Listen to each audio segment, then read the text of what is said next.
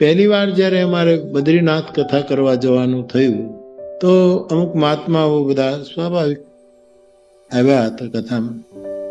તો પહેલા દિવસની કથા પૂરી કરીને હું ઉતારે જતો હતો તો બધા મહાત્માઓ બહુ લડતા હતા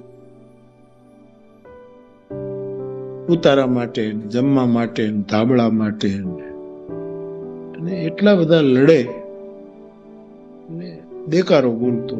એટલે મેં ગાડી ઊભી રાખી, નીચે ઉતરી. આપ તો મહાપુરુષો છો, પહેલો દિવસ છે, આયોજકો કાલ સુધીમાં બધું કરી નાખશે, હજી તો મારું હરખું ઠેકાણું નથી પીડ્યું. અને હકીકત નહોતું મારું ઠેકાણું પીડ્યું. મેં એટલી ઠંડીમાં એક તંબુમાં હું હતો.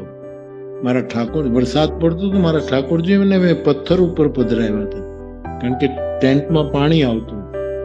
એમાં મેં મહાત્માઓને કહ્યું કે બાપજી આપ શાંતિ રાખો, કાલ સુધીમાં થઈ જશે. હું બધાને સૂચના આપી. એટલે એક યુવાન સાધુ બેઠો હતો બાપુ,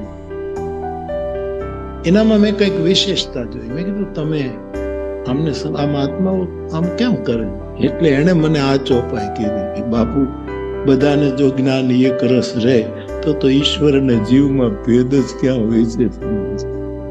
બાવાએ મને આ કીધું. મેં કીધું વાત તો બહુ સાચી. ઈશ્વર જીવ હી ભેદ કહું કસ